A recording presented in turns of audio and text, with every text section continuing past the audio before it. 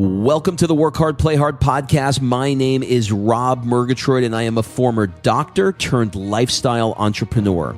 Each week, I interview some of the best minds on the planet on the science of achievement and the art of fulfillment. Today's episode is a mini-sode that we call Fri-Date with the Wife. In these mini-sodes, my wife Kim and I deconstruct the strategies that we've developed over the last decade to not only grow personally, but to turn our struggles into lessons and create fulfillment in all areas of our lives. Excuses are over. It's time to live. Let's dig into today's topic. All right, before we jump into this episode, I want to invite you to be considered for my Work Hard, Play Hard Mastermind by completing an application at workhardplayhardmastermind.com. So this mastermind is not like any mastermind you may have been to or heard of, I promise you. This mastermind is for 6 to 7 figure entrepreneurs that are working too damn much and aren't taking the time to have amazing experiences around the world with an incredible tribe of people. So every 100 days or so, I drop you into new experiences that are specifically designed to elevate your thinking, to give you new ideas. Look, you get your best ideas not staring at a computer. And actually, this is the way high-level people really collaborate with each other. They do it over a glass of champagne, watching the sunset in the south of France. So if you are ready to do some fun stuff around the world and really, really want to level up your tribe in one shot, fill out an application at workhardplayhardmastermind.com. We'll jump on a call and we'll see if it's a good fit. All right, let's jump into today's episode. Kimberly, I want to go cherry picking, apple picking, Murgatroyd. What's going on with you? It's 70 degrees and sunny here. What's your problem with this weather? The problem is that do you know how I knew it was fall? You saw it on Instagram? I went to Trader Joe's and saw a pumpkin. Okay. It is the freaking same every day here. It's like Groundhog's Day. It's the same. I am from a place called New England where we have 4 seasons. We have summer, and then all of a sudden one day you wake up and it's fall and the leaves change, and then it goes to winter where there's snow, and then spring, which comes for a very short amount of time in New England, but it's there. So I need variety. Is this why you're wicked smart? I'm wicked smart. Hey, what are we talking about today? Well, today, because you're so wicked smart. Today, well, the first thing I want to say is R.I.P. RBG. R.I.P. RBG. This woman has broken every ceiling, knocked down every barrier, and done more for our world than I think people really realize or give her credit for. And today, we are talking about the idea that we were all meant for more. And I can't think of somebody who exemplified this more in their life than RBG. She knew she was meant for more, and she far exceeded probably what she even was thinking she was meant for. All right, so let's help people to figure out if they know deep inside of them that they are also meant for more. Okay, so hold on. Give them a second. Are you meant for more?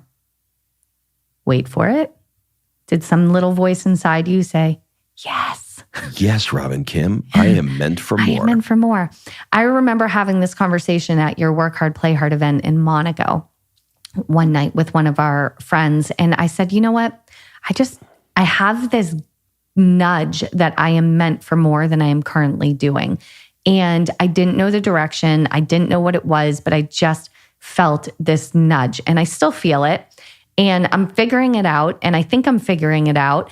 But every time I think I figured it out, I get off track and I go and do something else because my brain says, no, you should be doing this. But my nudge is telling me that I'm meant for more than what I'm currently doing. And so this is an important topic because I would say 99% of the people that are listening right now probably feel like they're meant for more. And the 1% that doesn't is just suffering from a little lack of belief. So, all right. So deep down inside, you know that you're meant for more. You don't know exactly what it is. Where the heck do you start, right? So tomorrow, what's today? It's Friday. So Monday, people are going back to work.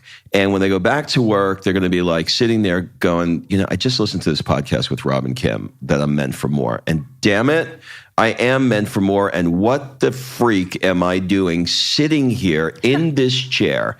For me, I just got this trigger, this memory. For me, Sunday night was freaking hell. I loved Friday. Saturday was great. And I loved my Sundays. Sunday nights, I could literally go right back to sitting on the couch watching, whatever we watched before we went to sleep at night and just going, fuck, I got to do this again tomorrow. And then getting in my car, driving there going, I do not want to be here. That is hell. That is freaking hell. If you don't have that situation, mazel tov for Yom Kippur. But you know what? I love what I do. I love what I do in network marketing. I love what I do in this podcast.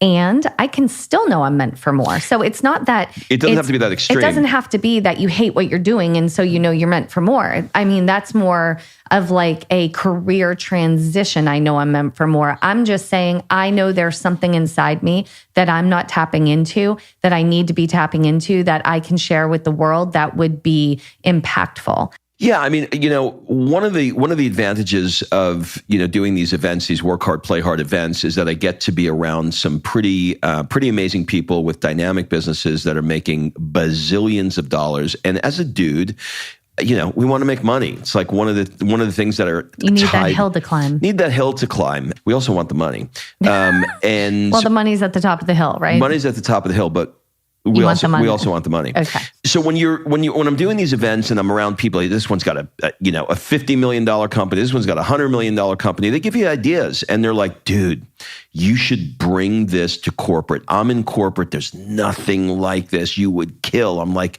you're right. And then I'm like, well, yeah, but how do I scale? Right? I only have 20 people in the mastermind. That's hard enough chasing you 20 divas around, making sure you're happy. Like, how am I supposed to do it across the world? No. You can have like one going in Japan, and while you have Japan going, you can have Ireland going at the same time. Well, how am I going to do that? Oh, you just hire somebody. You just train them. Bring them on a trips with you and oh, this is a great idea. So I can have like 10 of these going? Yeah. Okay. And then what will I have? Well, then you just get employees. And then the employees will help you match. So you set up a training system, you get employees, you get like a physical location, and you start interviewing people, and then you get like an HR department. And then the wife starts to laugh. And I was like, Kim, I got this idea. We're going to have a physical location, an HR department. I'm going to train people. We're going to bring them in, and we're going to scale.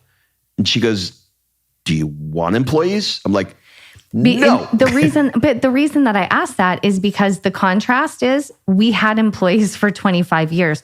We hate employees. We don't hate the people. We hate having people responsible to come to work and to train them and to do a job and to hire and fire and quit and all the things. We do not enjoy having employees. So the first lesson is to is the contrast, right? Yeah. And then the second one is to try it on. So if you say, okay, I know I have contrast here, and contrast, for those of you that don't know what we're talking about, I don't want this. It's a negative. It's the thing that you don't want. You wake up in the morning and you go about your day and you're like, I'm walking into this job and I don't want it. That's contrast. I just looked in the mirror and I don't like the way my body looks. That's contrast. So it's knowing what you don't want. Okay? Yeah. Because if you know what you don't want, then you can figure out what you do want. Okay, so then you reverse it and you go, okay, this is what I do want. Using the example we just gave you, try it on. Visualize what it would be like. Go through the steps. So what Rob was doing is he was like, oh my gosh, I could have like 10 of these going at the same time and it would be amazing. And I don't even have to go on them because everybody's trained. He was looking at all the upside. He wasn't looking at the fact that this would require him to actually train them. have employees that he has to then manage and all of the things that he does not like. So there's a difference, right? Do you not like something? Does it not bring you joy? Are you not down with doing that? Or is it a lack of belief? No, Rob fully believes that he could bring this to the corporate world. It would be amazing. I believed, I guess I should say, that you would not find joy in the actual doing of it. Not in the way you do now. Right now, work hard, play hard. You love talking to the person in Monaco, Mexico, Greece. You love having these conversations about what you're going to build and how you're going to design this event. You love being all in on that. There's no part of it you don't like. I know if you created a full-on business with a bunch of employees in like HR, first of all, you would be the first one having to go to HR every day because you would be in trouble every day. Now, let me say this. It's not that I have no quote employees because I have a couple of them, but basically you have contracted employees. Basically, the way I do this is I have set up a way that works for me. So I know me enough to know that I don't want to walk into a physical location and look at somebody sitting in a desk. I don't want to see them because when I see them, I'm like, why the fuck are you not working? And I don't like the way they're doing things. And I want to rearrange their desk because it's messy. I'm listening to them on the telephone. I'm like, that's not how you speak to somebody. Like, I have nothing but problems. So I also am smart enough to know that what I want to do is I want to make sure that I can leverage myself by having other people do things for me. So the way that works for me is to use something like Upwork, where I have contracted employees that I can't see, I don't have to look at, and the only thing I get from them is results. And if I don't get the results, I click one button that says terminate the contract, and I repost the ad and I get another one. So the point is that there may be a way that if you start identifying where you try it on, you're like, I don't really like it this way. There may be a way that you can mitigate and accomplish what it is that you want by doing it a different way. I hope that example wasn't confusing. Again, finding the contrast, which will create the clarity in how you want to do what you want to do, right? So the first thing in knowing you're meant for more, where you're beginning, is looking for what you don't want, finding what you do want. Keep using that, welcoming the contrast, it's going to lead me to clarity. Welcoming the contrast, it's going to lead me to clarity. And knowing, once you start to visualize something, you have an idea, that nudge gets bigger. You have the idea, you think it's great. Start to visualize it. What does that day look like? Walk through it. What does your life look like? What is the day-to-day? Not the fun, exciting part, but what is the actual day-to-day of that look like? Is that something that you're going to like? Or is it just that you have a lack of belief? Because a lot of people suffer from a massive lack of belief that they can do it. And, how many podcasts do you have to listen to about someone who, had no money, was like down on their luck, had an idea, flipped the script, figured it out, and now is doing amazing and making a huge impact. And yes, Rob, making all the money. How many podcasts do you have to listen to like that before you realize that you could do this too? So that leads us to the next area, which is finding that support. Like, who's going to buy into this dream with you? Is it your best friend? Is it your spouse? Is it find mentors, find a mastermind, find coaches that can pour into you, not just the skills and help you get there, but the belief that you can make this happen in very small steps along the way. Yeah, I think that support is really important. And I can tell you, look, this is an example that is a crazy far off example, but I think it really illustrates it perfectly. And that is that, I went to Ibiza, I saw DJs, many years ago. Maybe I'm 54 now, so maybe this was like my mid 40s.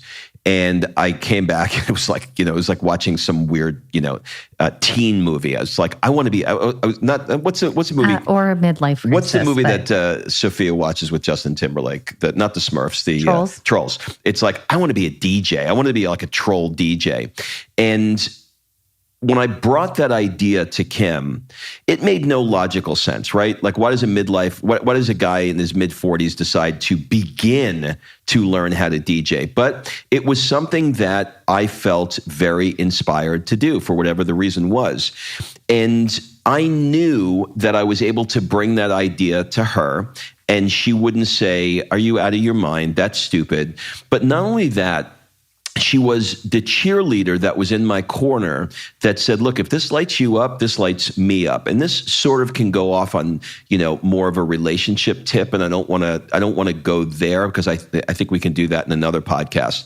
But the point is that whomever you have in your life that can help you with that, if it's a brother, a sister, a husband, a wife, or a coworker that that if you bring this to, they are going to fully go all in with you in spirit and help you to dream this dream.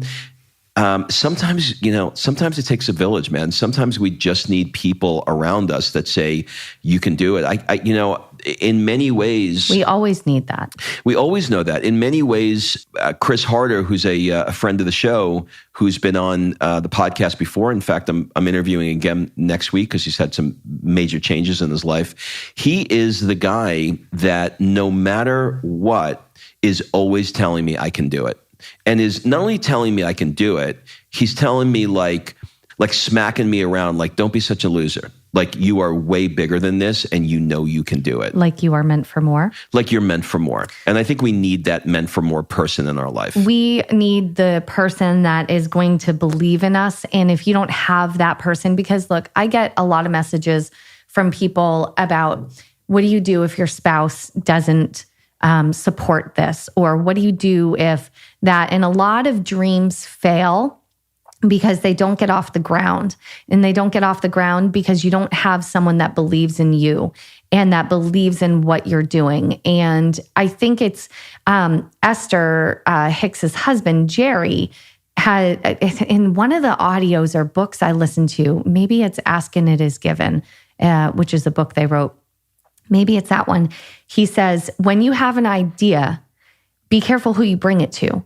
Because if you bring it to the naysayer, if you bring it to the person that's going to poo-poo all over it, and you don't have it fully cooked yet, and you don't have the full belief in it yet, then it's going to be dead on arrival. You're not going to push that idea. I've had people jump into my company and be like passionate and writing their purpose and what they want to do, and have real massive reasons behind helping people with their health and their wellness. And then one person, makes a snarky comment about it and they quit.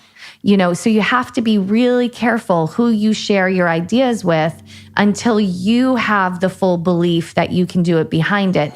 And so know who those people are in your life and hold them really, really close.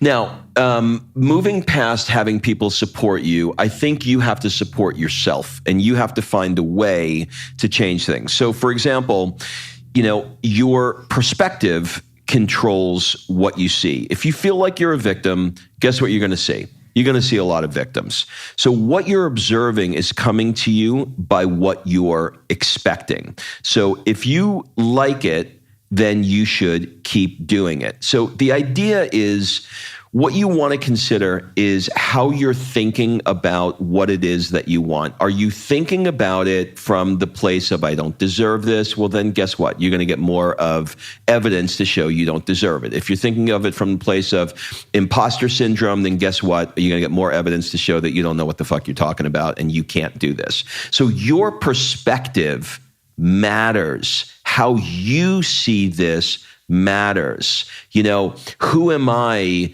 I can remember that, there was a time when I was thinking about, moving to Southern California, and there was this there's, these houses there are $5 million, and people are driving, Ferraris, and they're living in Beverly Hills. And I made up this story of what it would be like to be living the Southern California dream. And so much of it was just bullshit that wasn't true. It was the stuff that I made up in my head, the stuff I saw on TV, my inadequacies coming out, my fears coming out, instead of going, okay, well, let's look at this logically.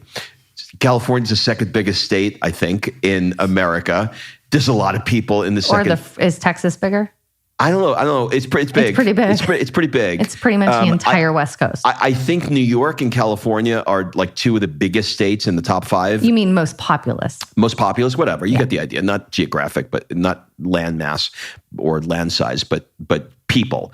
So I lived in New York, and somebody else can be, in Wyoming going, who am I to live in New York? But I live there, So the point is that we tell ourselves these stories of why we can't do it. And you got to use your phrase that we learned on Cobra Kai last night. You got to flip the script, right? So you got to flip the script. I didn't realize I learned that in Cobra Kai last night. Yeah, it's when the guy had the mohawk. He flipped the script. If you're not watching Cobra Kai, you need to watch it. Only if you watched The Karate Kid back in the day. It's 35 years old. Because if you didn't watch The Karate Kid, then you'll think it's the worst television show you ever saw in your life.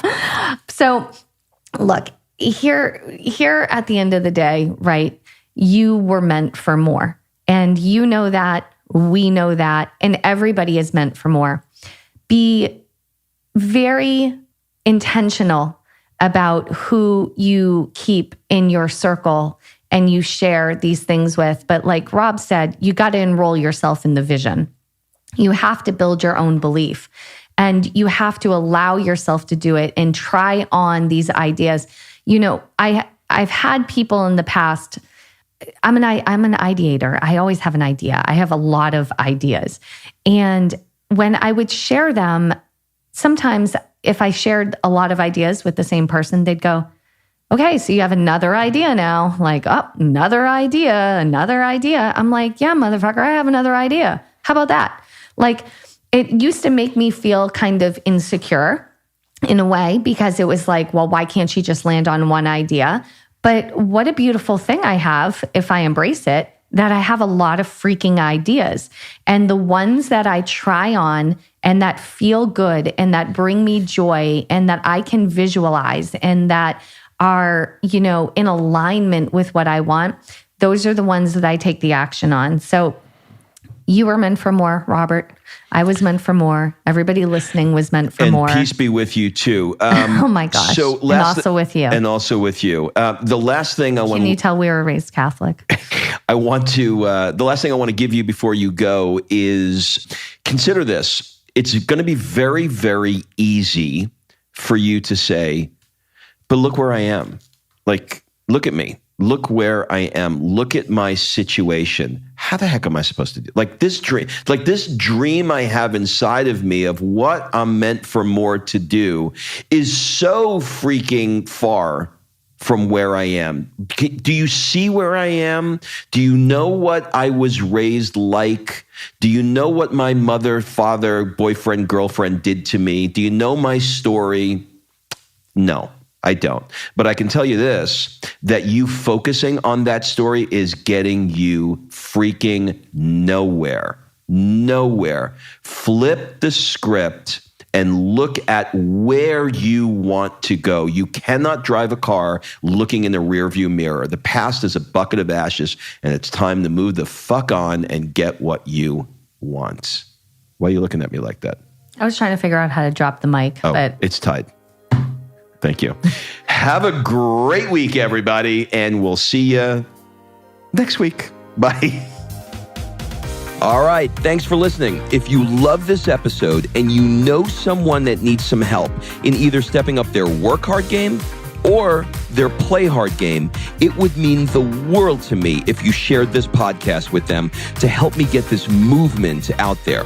So if you like what you heard, head on over to iTunes, take 30 seconds, and leave me a 5-star review, and I will be forever grateful. So until the next episode, excuses are over. It's time to live.